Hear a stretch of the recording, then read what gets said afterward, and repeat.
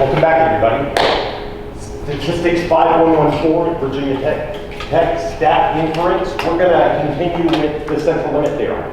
I want to say a bunch of things about this theorem. This is definitely this is what makes stats. So this is probably like the first novel result, and you can count on it. You don't know when you can count on it, but you can count on it eventually. I want to say what I mean by this, but it's a statement about x bar. So usually we call this the mean. So that's the only thing that's random in this equation. So what I'm thinking about is that the xi's are coming from some distribution.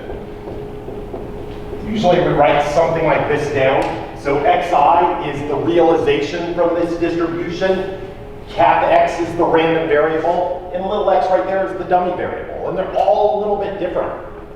And so if you don't understand those differences really well, what I want you to think about is these. So what you actually get to see. And so if you're an engineer, that's all you care about. If you're a mathematician, you probably only care about the space you live in. So as a statistician, I care about the data.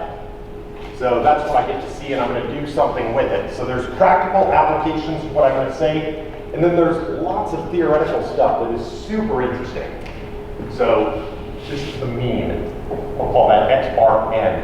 And we study the mean all the time. And what this statement says is that if I subtract off what the mean of the distribution is, I'll say expectation of x is equal to mu, and the variance of x is equal to sigma squared. And I'm going to say that that's finite. So there's no equality right there. It never goes to infinity.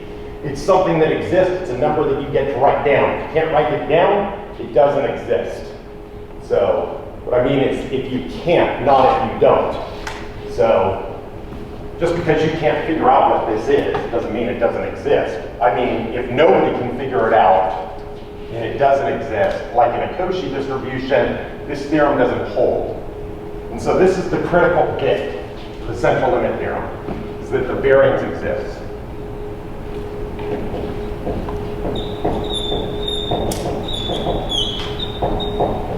Exists, and you can compute it, and you did compute it. And once you compute it, and you write it down, you can make a statement about the mean. So if I subtract off the theoretical mean from the empirical mean, what I can actually calculate, and I standardize by the standard error, this statistic right here is normal 0, 1. And we do that all the time. Every Stat 101 student knows this to some degree.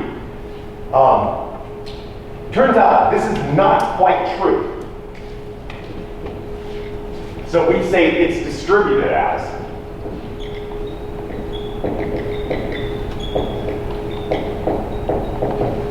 And that's what that little squiggle means. So the tilde is it's distributed as. This is an overstatement right here.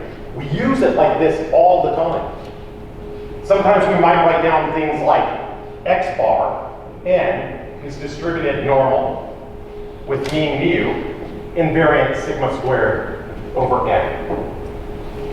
And this almost looks like an equivalent statement. So, and in fact, when I write this down and I say that I'm exactly distributed as, this is the exact same statement, is this. This isn't true right here, because what we're really saying is n goes to infinity.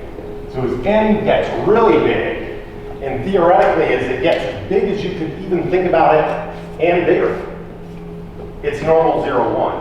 The problem with this statement right here is that as n gets big, this is no longer a normal distribution you would use because this thing is collapsing to 0.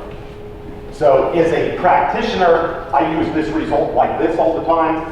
When I'm in math class, I think about it like this. I want to pull everything over to the left-hand side that depends on n. Sometimes you'll see people write it out like this. This would be an equivalent statement where they'll put the sigma squared over here. And those are equivalent. But I can't put the n's over on the right-hand side because if I take the limit of that thing, that normal distribution looks like a point mass surrounding mu. And there are statements you can make about that. What it's basically saying is that as n goes off to infinity, we become more and more sure about this value right here. And that's how we use that theorem. Now, I said a bunch of stuff last time about how this thing converges. It turns out the mean converges almost surely to mu. And if you're a mathematician, you'll like that result. You'll say, oh, it gets close to mu, and once it gets close to mu, it stays there.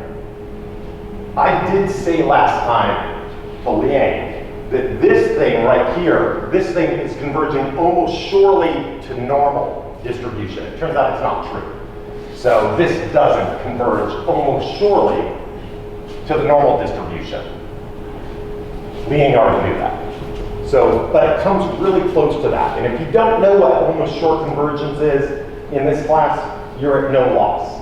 I will say things about it, but I'm not going to have you prove statements like that. So basically a statement about you get close and you always stay close, and once you start getting really close, you never leave.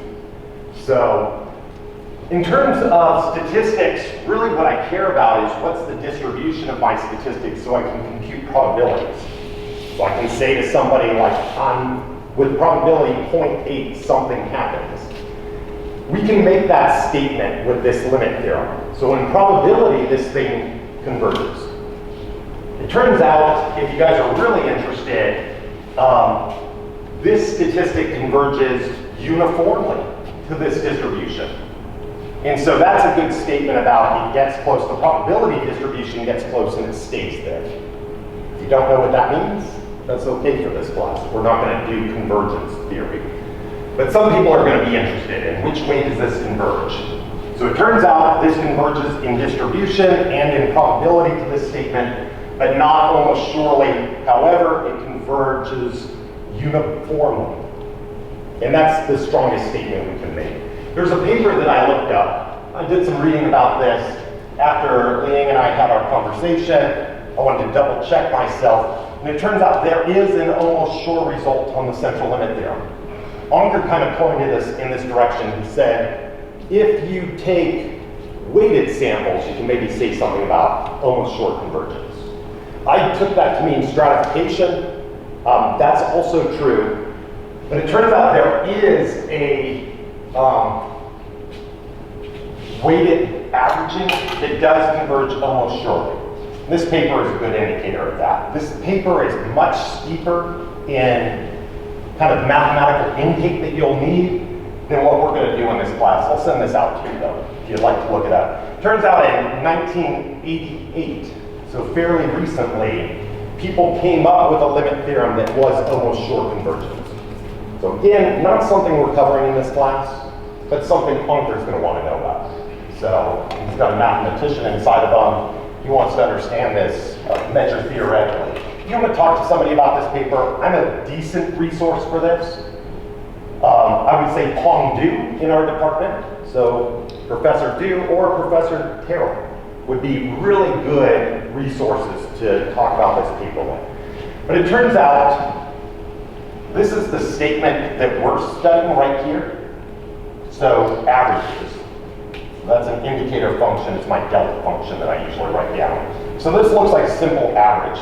And it says that maybe it converges to a standard normal. That's what this cap phi looks like. So that's the cumulative normal. But it turns out it's not true. So this bottom line isn't true. But this top line is true. So that's a weighted average. So I've got the 1 over k's. It turns out if you weight your average, it turns out that thing is converging almost short. Again, when I practice statistics and I say the probability of something is something like 0.8, I don't really care how I got there. I just care that I computed it. But understanding how things converge and what the theoretical properties of things are is also important.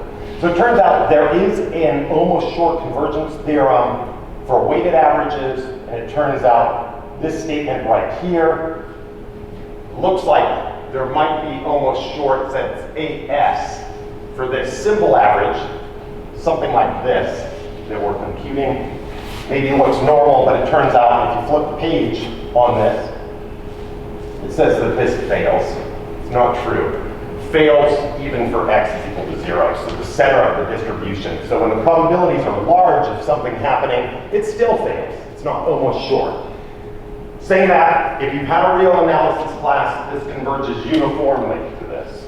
So lots of stuff. I'm going to make a weaker statement than what this paper proves. And if you want to scan through the mathematics, you'll realize real quickly this is a measure theoretic paper. I would send you the 1988 paper, but I think that this is a little bit more comprehensive. So this came out about 20 years ago. I think this might be 2001. Yeah, 2001. So 20 years ago, this result came out. Close to when I was finishing college. So I missed it. So I missed this paper until now. Again, I care about computing probabilities.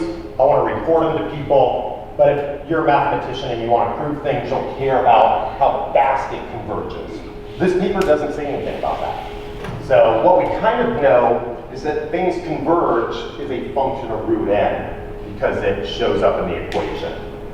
So it's converging fast, but we don't know exactly how fast because there's a constant in front of that we're also computing. So it converges relatively quick, not super quick, but maybe quick enough to use. What I usually say to people, if you want to know how big n needs to be, study a problem like the problem that you're studying and do a simulation study. That's the best you can do in practice. So while you might know the theoretical results, asymptotically you might know something, you never really know until you demonstrate. So unfortunately, this paper doesn't tell us exactly how big n needs to be before this result is usable. How do you know how big n needs to be? Oh, if you do a simulation study on a problem with an f that is something like the f that you're studying. So you want to study problems that have the same modality as whatever it is that you're working with. So that's what I usually do. Anyway, something of interest, I'll send this out to the Slack page. You can read it if you want. It won't be on the test. So what I said was, this statistic right here, so our standardized mean, converges fast to this thing, but we never know exactly how fast, and we won't be able to answer that question. Saying that, weighted averages, if you weight by 1 over k, converges really quickly. How fast? At a logarithmic rate. How fast is that? It's not super fast, so it's pretty quick, but it's not the fastest thing in the world. What does it mean to you in terms of analyzing data? Almost nothing. So, almost nothing. Still fascinating and interesting. So it took a long time for people to understand the almost short convergence. Again, not something that we're going to study in this class. I've kind of ripped all that stuff out of my lectures. It seems to me I just confuse people with it. So, luckily for first-year statistics students, no measure theory on the qualifying exam. So you'll never have to answer that question for your credentials. Saying that, if you want a PhD in this department, you will have to take a measure class or something advanced mathematically. So one of 2 classes you have to take in this department, either measure or advanced inference. And they will certainly talk about this problem there. So we want you to know things that I guess I didn't know. So I thought this was almost short convergence. Turns out it's just not true. And so in lots of problems that fails. In some problems it's true. Okay. So, Ian, satisfied?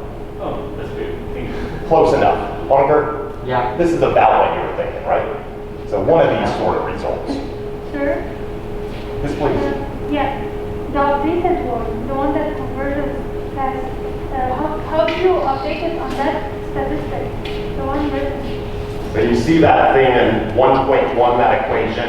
It's a weighted average of 1 over k. So I don't have 1 over n sitting out in front, but it's this cascading weighted average. So you can weight your samples in particular ways and maybe be closer to normality, faster with less data points. Saying that, I've never seen it done. Can you write it as a closed form just like this one? It's right there, 1.1 on the slide. So that's closed form. So you're you're computing, so if you think about the second line right there, I'm taking an average of indicator functions, and I'm dividing by n outside the sum. The other thing is right above it. And so I'm not dividing by 1 over n, I'm dividing by the logarithm of n. So some people call this logarithmic convergence. S is the sum to the logarithm. There's S. It's a partial sum. So it's a partial sum. You have to read the paper. I'll send it out to you. Yeah. Again, this is not what we're doing in this class. I'm showing you the opposite. It does seem to me anytime I say don't worry about, that's exactly what you'll worry about.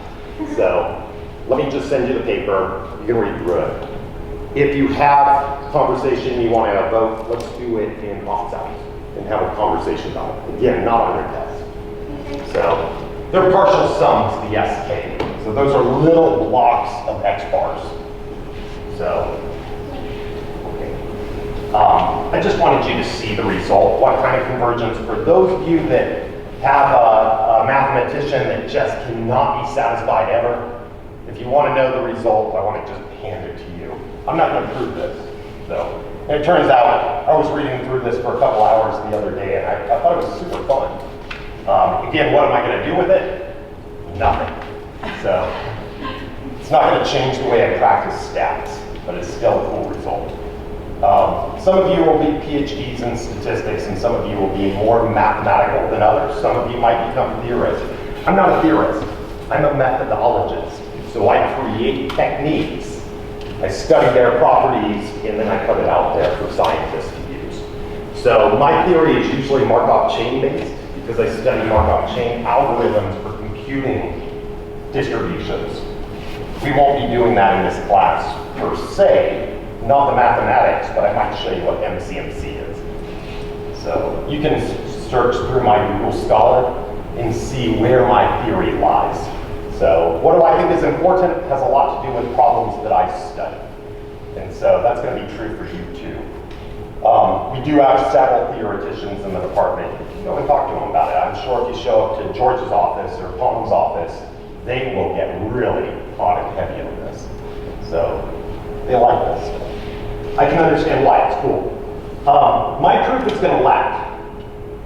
So I'm not going to prove for any distribution that this thing converges to normal. I'm going to prove it for distributions that have moment-generated functions. But we could butter up our proof ever so slightly for distributions that do not have moment-generated functions. And we would use something called a characteristic function. So I want to just point to a distribution for you to think about, the student t distribution, and we're going to be touching this all through this class. They don't have Mgfs. No moment-generated functions exist for this thing. How do I know? Because Wikipedia tells me that even though I can't compute it, nobody can.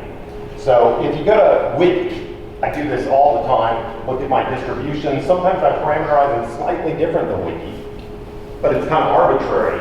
Sometimes I look up properties of distributions. My recommendation to you is anytime you see a distribution, pull up Wiki, go to your favorite textbook, wherever your tables of distributions are, and study all these properties. So I will never ask you to just write down the CDF per se, because a lot of times we can't write it down in closed form. But I would try to memorize the mean and the variance if they existed for a distribution. So just get into the habit. What you really want to understand is what's the functional form of the distribution. So you want to know the PDF. So anytime we touch a distribution, know what its PDF is, and write down and know what its mean and variance are, if they exist. That's a good habit for you. Here's what I used to do in college. Anytime I needed to remember something, and I knew it was a memorization game, I would write it on a piece of paper and I'd stick it to my refrigerator. So use the refrigerator trick, and you won't have to spend any extra time in your life memorizing things. Why does it work on the refrigerator? Because it's the place you go 20 times. If you write it on your bed, that you spend probably more time there than anywhere else, you're sleeping. So you're never going to look at it. Like your refrigerator, you're wide awake, or at least waking up. And so anytime you go there for a glass of water or a snack, glance at the sheet that you start forming and just scan it. So that's my best advice to you in terms of study skills. Take you 5 extra seconds to get that glass of water, time well spent. Or don't do that. Know it less. So anyway, it's just repetition. We will be touching this distribution quite a bit, but what I want to point out is that it does not have an Mgf. However, it has something called a characteristic function. So Mgfs, another name for these, are Laplace transform. Laplace transforms.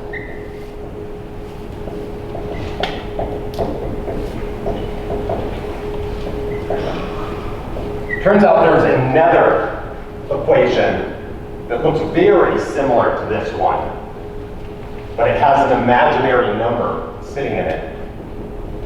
And some people will take this function and say, I know what that function is.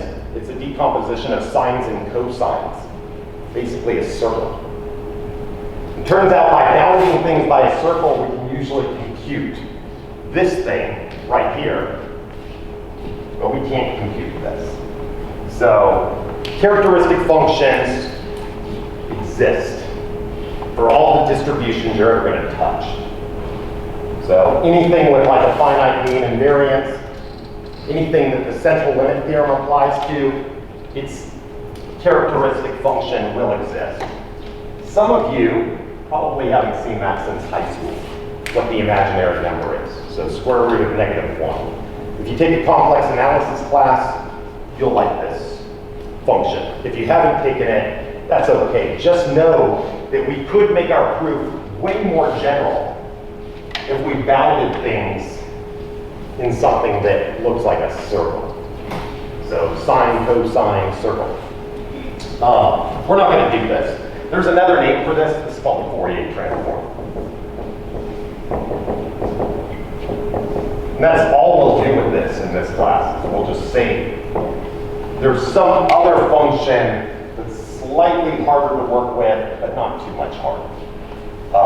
Turns out all the distributions you'll work with have Fourier transforms, characteristic functions, in stats is what we call them, and we can slightly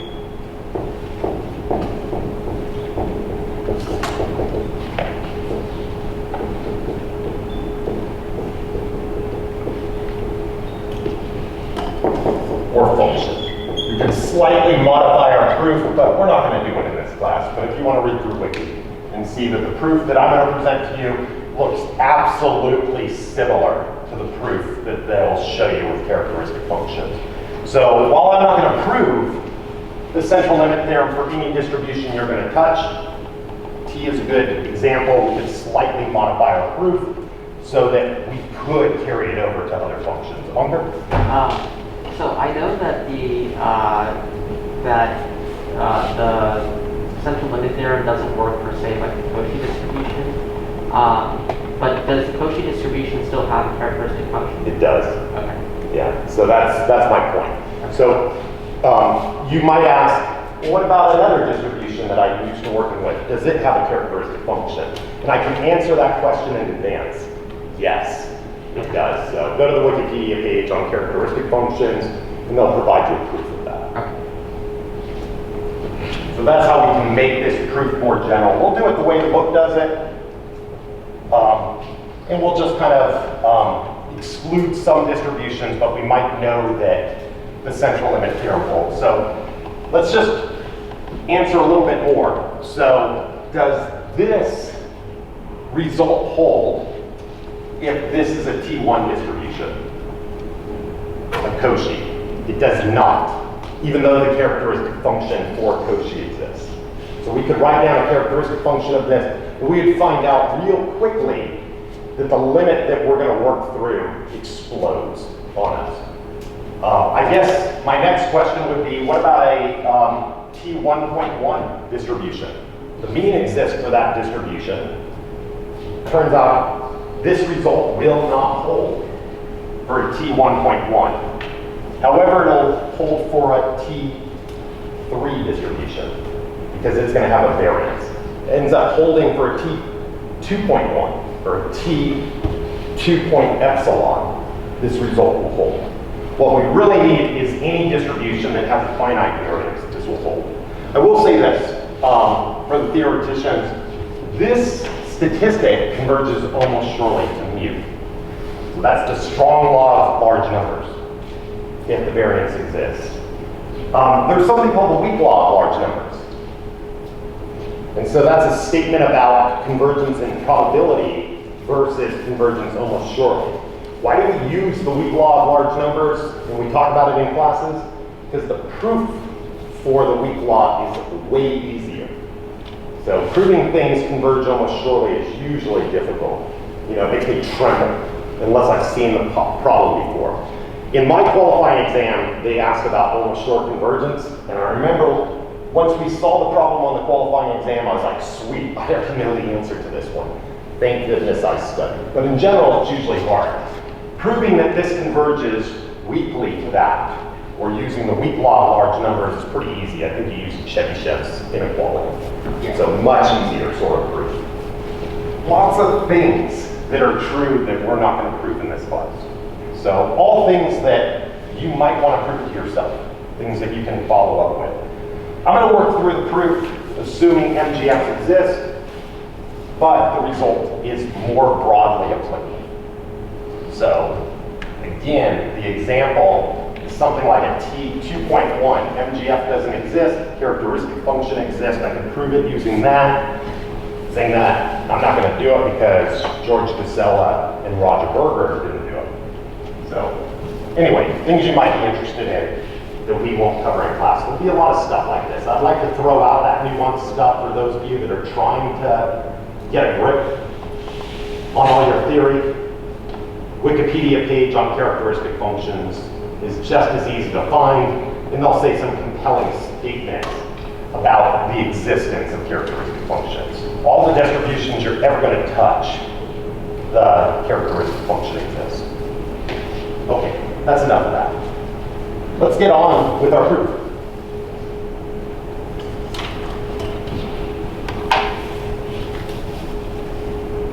We don't need that anymore. Okay.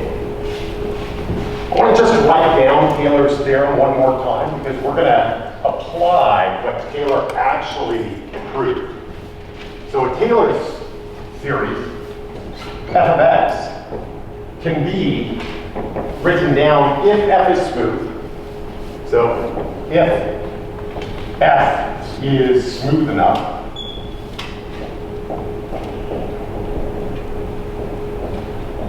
so we are making a pretty bold statement right here.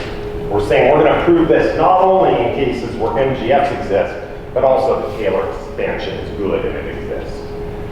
If you don't like that, the characteristic function proof won't fix this for you.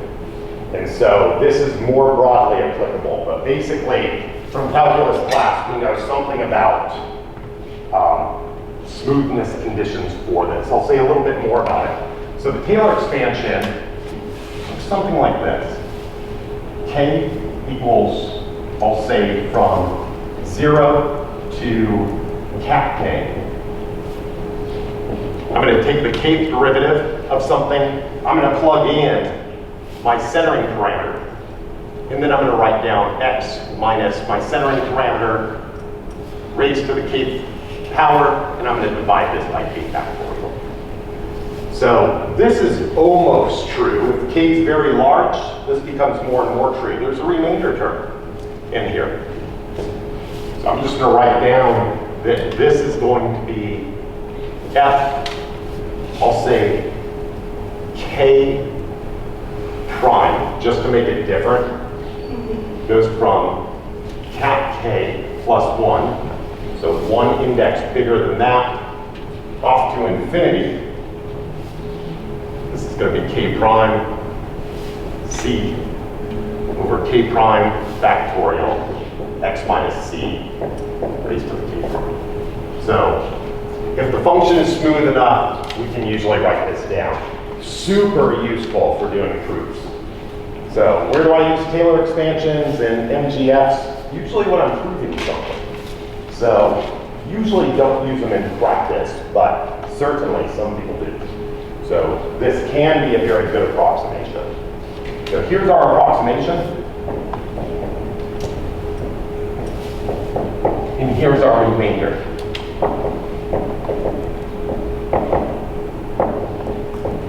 And usually in the application of Tailor expansions, you need to show that this thing is small. So Taylor said something much more specific than this. So I just want to write down, this is going to be sum from k equals 0 to cap k minus 1 f k c over k factorial x minus c k. I'm going to add in my cap k term right here, f cap k c over cap k factorial x minus c cap k plus, this is really pedantic to write all this down, but we're going to do it anyway. This is going to be cap k plus 1. So this is coming from my Taylor, from my remainder, cap k plus 1, x minus c cap k plus 1, and then I'm going to have all the other terms, and I'm going to write them out in terms of a sum. So I'll say k prime goes from cap k plus 1 out to infinity, fc cap k. Oops, this is going to be k prime x minus c k prime over k prime factorial. So I've just broken this sum apart and I've compartmentalized the last term in that sum and the first term in that sum. And those are here.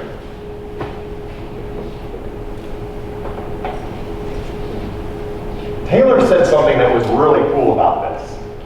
Is Taylor said all the remaining terms in this remainder over here, each individual term is going to be smaller than that. So they're descending in order. They're getting smaller and smaller and smaller. So as I keep adding in terms for my remainder, I get a little bit better in my approximation.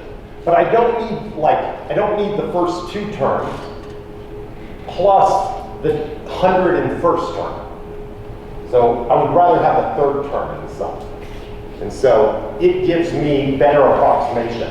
I don't need to go all the way down very far into this sum to get a better approximation. As I keep adding things in order, as k goes from 0 up to infinity, I get a better sum, a better approximation in order.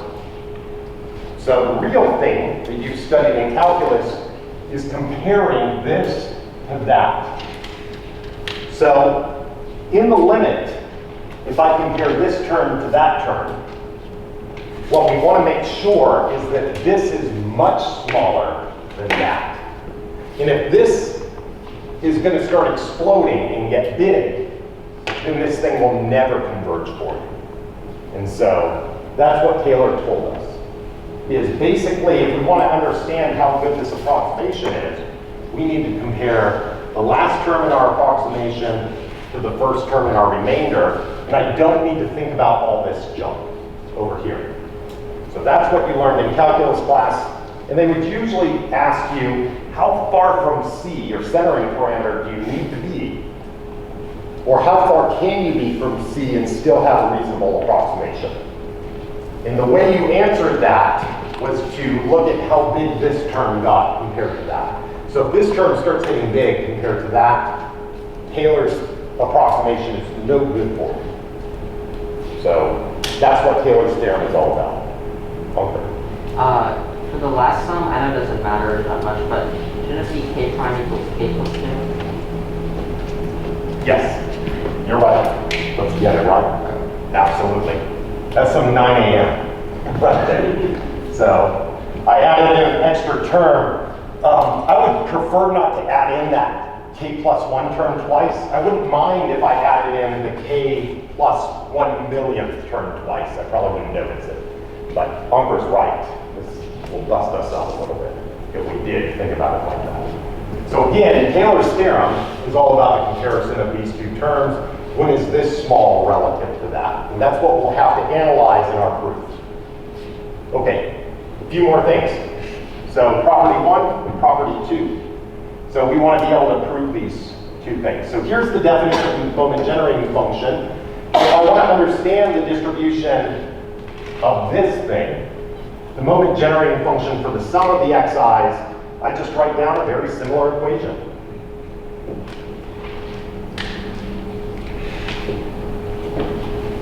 And I'll just continue with this. So long diatribe about convergence, stuff we aren't going to study, but things that might pique your interest. So this is just going to be the expectation of E, and I'll just write this a little bit differently. Product, I goes from 1 to n. This will be T xi. And so if these are IID, the thing that I always say is conditional independence, it's a synonym. That means IID. My point is that you know what the distribution is and you know all of the parameters. So if it's IID, I'm going to be able to write this down. Expectation will product over the expectations. So the joint distribution is going to factorize, so I can factorize out the product. E to the T xi. So if it's IID and the joint distribution factorizes, this will be true. And if everything is IID, all these x's that I have, I can treat exactly the same because they came from the same distribution. And I can get rid of my index right there. So again, if it's all IID, all the xi's have the same properties. The joint distribution is going to factorize. So all of these little distributions will factorize, and this product will break apart. And so I can write this down as the expectation of e to the tx raised to the nth power, which is just the Mgf raised to the nth power. So sums of IIDs, their moment generating functions are easy to compute if you know the moment generating function of the original distribution. So property 1, we're going to use that. This is even an easier property right here. So what is this thing? This is going to be the integral of e to the t times some scale parameters. This is just a scale, something that I multiply by. Fx dx, and I'm integrating over my entire space. That's how I usually denote that. So I could write it like this, or I could compartmentalize things just a little bit differently. And I can put the c over by the t. Everything's being multiplied together. I don't care which order you multiply it in. And so this is going to be the moment generating function for x, but the argument I'm going to put into it is c times t. Instead of writing it down like maybe this. So that thing. The moment generating function of c times x, argument is t. I can throw the c in on t because everything's getting multiplied together in the exponent. We're going to use both of those fast. I better get to it if I'm going to make my way through this proof. We're probably going to have to talk a little bit more about the remainder in the next class. And that's kind of the most important bit of this proof. But what we're going to do to prove this theorem right here is we're going to study its moment generating function. Again, if you want to generalize this a little bit more, work with the Fourier expansion, and that'll suit you just fine. C is going to be fairly arbitrary in my proof. So I can kind of pick it however I want, but if you were doing applications, the closer you're computing to C, the better off your approximation is. And so if you want your approximation to be good in a certain area, center your approximation in that area. In terms of my proof, it's not going to matter.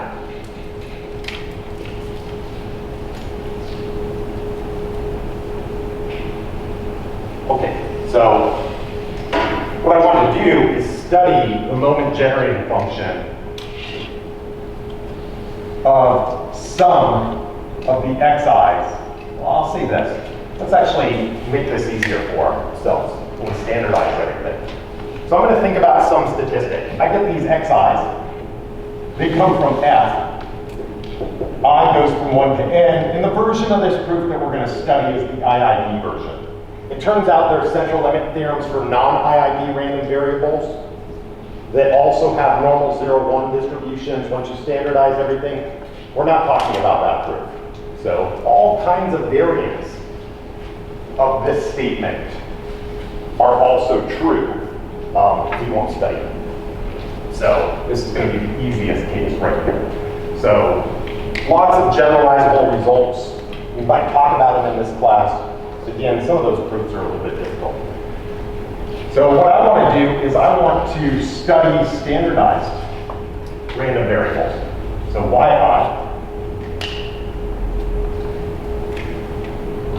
is equal to xi minus mu over sigma. So we know that this is normal 0, 1. So what's the mean of the xi? It's mu. So when I subtract off the mean, then the mean is 0. So the expected value of each yi is going to be equal to 0. And the variance for each yi is going to be equal to the expected value of yi squared minus the expected value of yi's all squared. We know what this thing is. We just said what it was. That's 0. And so the second moment in this case where we standardize everything, its variance is the second moment. So we don't even have to think about the first moment because it's already 0 by design. If I divide by my scale, then something that had the original scale parameter sigma, when I divide it out, all of a sudden the variance of this thing goes to 1. So this is going to be 1. So we know a few things about it. So I'm going to make statements about yi's instead of xi's per se. So I'm standardizing everything. I want to just point out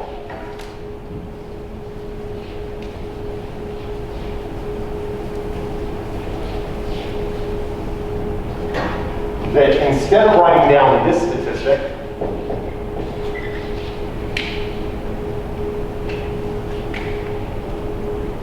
I can write down this. Some of the yi's, I goes from 1 to n over square root of Square root of what? over the square root of n. So right here. You can just justify this to yourself that this thing is that. How do you do it? Well, just think about what the sum of the yi's look like. I goes from 1 to n. So this just looks like sum of the xi's minus mu over sigma. I goes from 1 to n. I can rewrite this down. This is going to be n times x bar n minus n times mu over sigma. So sum of the xi's is n times x bar. So I can take this n and put it over here. So this isn't quite the same thing that I wrote down right here. This has an extra root n. So if I multiply, so this is going to look like root n times root n, if you will. And so if I multiply by another root n, right there, I'm going to knock one of these things out, and I'm going to get something that's equivalent to that. So my key point is this is x bar n minus mu over sigma over root n. So I want to study the distribution of this creature right here. So I'll just take my sigma, write it over here, so that I have something that looks exactly the same, no squaring there. So I want to study the distribution of this, which is equivalent to studying the distribution of some of the yi's divided by root n. Exact same thing. We're going to use property 1 and 2 to analyze this. So I'm going to study the moment generating function of this, so I'm presupposing it exists. If you don't like that, I'll say I could do the proof for the characteristic function, and that will exist. Okay. Lots of statements.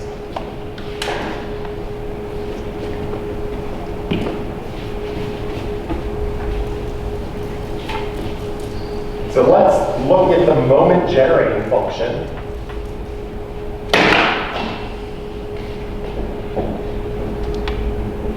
But what's your last statement? The last statement.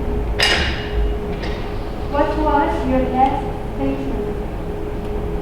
I'm going to study the moment generating No, function of no, that. just before that. I don't know. So we can rewind the video, see what it is. I can't remember in order what all my statements were. But we're going to study the moment generating function of this creature right here. We're presupposing it exists. I probably said that. So sum of the yi's, I goes from 1 to n over root n, which is the same thing as star over there. So I'm going to call that the moment generating function of sum of the yi's divided by root n. I've said in our proof, we're studying this in the IID case. I know how to work with this in terms of the moment generating function of y. So I can write this down as the moment generating function of y, t over root n. That's a scale factor. And then I've got the sum right here, and I'm going to power this up, the nth power. So we're going to study this as a function of n. As n gets bigger and bigger and bigger, and look at what it does. Let me just write down the first couple terms of this moment generating function. And we'll start up with this next time, but this is kind of the most crucial part of this. So I'm going to bypass the power of n first, and I'm just going to study that. And then we'll power it up. So let's just look at what this looks like. So m, y, t over root n. I'm going to approximate this using a Tailor expansion. So I'm going to say this is going to look like the moment generating function, or sorry, the derivative of the moment generating function for y, t over root n. This is going to be, I'm going to center everything. You'll notice that I haven't dropped in a centering parameter per se. I'm going to just evaluate this at 0. So that's my center. Why am I centering everything at 0? Because that's the mass of my distribution. So where are the y's centered? They're centered at 0 because we standardized everything. So it's a good centering parameter. So fairly arbitrary. This is going to be to the 0th power, and I'm going to divide by 0 factorial. I'll just add a few more terms right here. Moment generating function of y, first derivative, t over root n. This is going to be, sorry, this is y. This is t over root n. My bad. So that's the argument that we're plugging in. So this is going to be t over root n minus 0. I won't write it down this time. Raised to the first power divided by 1 factorial. I can compute those pretty easily. Moment generating function, second derivative, t over root n. This is going to be t over root n to the squared power divided by 2 factorial. And I'm just going to write down remainder. We're not going to ignore this remainder. The proof is going to be all about showing that this remainder is absolutely tiny as n gets bigger and bigger. And I'll need to talk about that for at least 15 or 20 minutes. I want to just ask, what are these? So let's just keep in mind, this is the first moment of everything.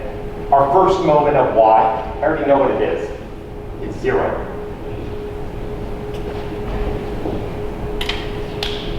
This one, I know what it is. This is the second moment, which turns out in this case, because everything is standardized, is 1. Because the variance is 1. Somebody help me out. What is this? It's 1. It's always 1. So what is this thing if I just go back to the definition of the moment generating function, e to the t y? We'll say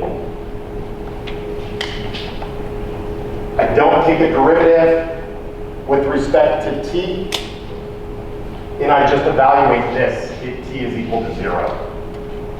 Right here. That's going to be expectation of 1, which is equal to 1. So if your moment generating function exists, that's always 1. It's true no matter what. Your moment generating function doesn't even have to exist. This is a statement that our density integrates to 1. And so what we have is something very easy to write down. I've got 1 plus, this thing is 0. I multiply by 0, it's still going to be 0. Times t over root n squared over 2 factorial, which is just 2. 2 times 1 is 2. Plus remainder. So next time we're going to come in, we're going to power this up to the nth power. So what I'm going to do is I'm going to take this thing, raise it to the nth power, because that's what we want to study here, which is going to be the same as raising this to the nth power.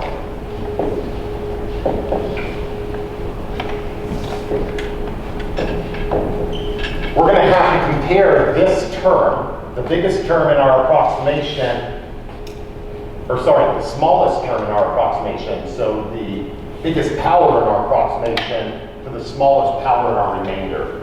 So the smallest term in our approximation to the largest term in our remainder. What we're going to show is a function of n, that thing gets tinier and tinier and tinier. And I'll say about stuff like that for 15 minutes, and I'll tell you that I'm probably going to ask you about something like this on your qualifying exam, and I'm going to ask you to tell me on the qualifying exam that this remainder is getting small as a function of n. That's the whole point of the proof. So if you do something like this, remainder small and I get to throw it away in the equation, I'm going to mark you off.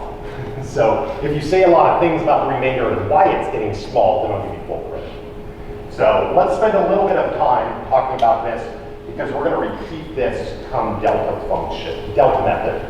So I'm way over, apologies again for that, but let me just answer the one question to that. Are we plugging in the t equals 0? Yeah, so we will plug in the t is equal to 0 after we take the derivative. So that's what we've done. But before plugging in the t equals 0, can we say that nyt over root n is equal to 1, and then first derivative of moment generating function is equal to 0? Before we plugging in the t equals 0. Let me answer that offline, right at the end of the board, since we're out of time. Hopefully we can come back, make sure that we're all on the same page. I'm going to answer that right afterwards to come up, but for now I'm just going to say goodbye to the rest of you. So, yes, we're going to do that. Yeah. So, you want to come